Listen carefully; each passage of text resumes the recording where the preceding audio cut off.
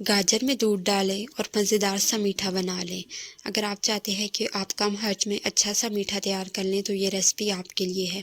यहाँ पे मैंने सिर्फ 4 अदद गाजरों से मज़ेदार सा गजरेला तैयार किया जो सारे घर वाले खा सकते हैं।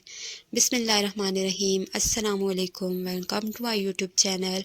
अगर आप ऐसा ही मज़ेदार सा मीठा तैयार करना चाहते हैं तो रेसिपी को फुल वॉच कीजिएगा। और आज हम बनाएंगे मज़ेदार से गजरेले की रेसिपी। कम खर्च में ज़्यादा लोगों के लिए होगा। तो आइए चलते हैं, रेसिपी स्टार्ट करते हैं। इस रेसिपी के लिए मैंने 4 गाजरें ली हैं। आप देख सकते हैं कि मैंने इनको छील के और धो लिया है। अब हम इनको कद्दूकश कर लेंगे। तो मैं ज़्यादा टाइम नहीं यहाँ पे लगाऊंगी, कद्दूकश मैंने कर लिया है। आपने भी इनको मोटे ग्रेटर से कद्दूकश कर लेना है। अब यहाँ पे मैंने लिए चावल मैंने लिए 1/3 कप। इनको मैंने 1 घंटा पहले सोक करके रख दिया था ताकि ये अच्छे से नरम हो जाए। चावल आपने टोटा वाले लेने हैं, मेरे पास वो नहीं थे तो मैंने दूसरे जो बिरयानी में यूज़ होते हैं मैंने वही लिए थे। लेकिन आप अगर टोटा वाले लेंगे तो वो ज़्यादा आसानी से छोटे हो जाएंगे।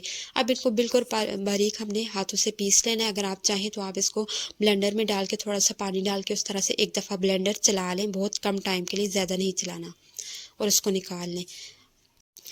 इसके बाद मैंने लिया 1 लीटर दूध मैंने फुल फैट मिल्क लिया है, खुले वाला दूध लिया है। उसको मैंने कढ़ाई में डाल के गर्म करने के लिए चूल्हे पे रख दिया है।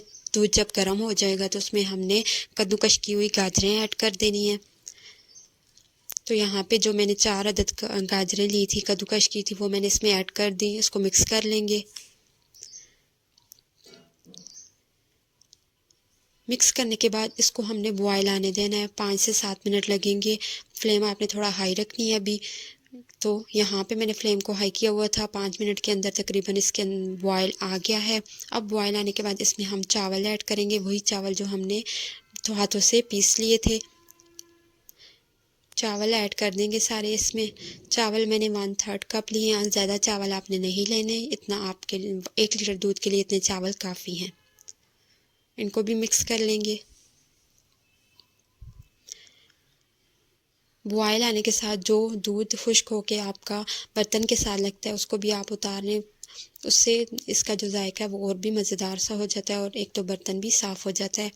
अब इसमें बॉयल आते रहे हैं तकरीबन 5 से 10 मिनट तक मैंने उसको छोड़े रखा है। उसके बाद मैंने इसमें डाला है मिल्क पाउडर 3 टेबलस्पून लेके, थोड़ा सा उसमें मैंने पानी ऐड कर दिया था और उसको एक मिक्सचर सा बना के वो मैंने इसमें ऐड कर दिया। मिल्क पाउडर से जो खीर होती है वो थोड़ी थिक हो जाती है, इस वजह से ऐड किया। अगर आपके पास ना हो तो आप स्किप भी कर सकते हैं। यहीं पर मैंने थोड़े से बादाम और थोड़ी सी मेरे पास किशमिश पड़ी हुई थी, वो मैंने इसमें ऐड कर दी। आप अपनी मर्ज़ी के कोई भी और ड्राई फ्रूट इसमें ऐड कर सकते हैं।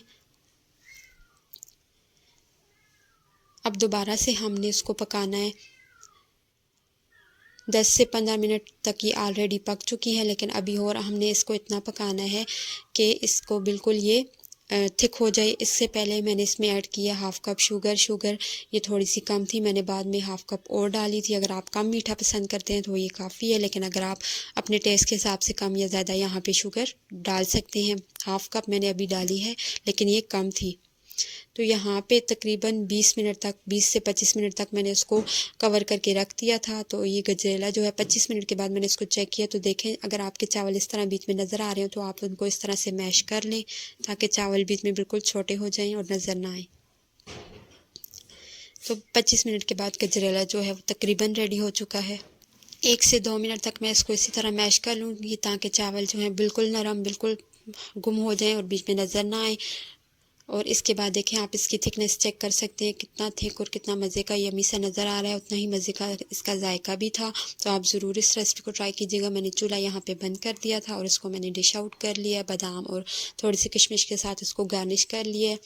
आप भी ज़रूर इसको ट्राई कीजिएगा और अगर आपको रेसिपी पसंद आए तो वीडियो को लाइक और चैनल को सब्सक्राइब ज़रूर कर दीजिएगा।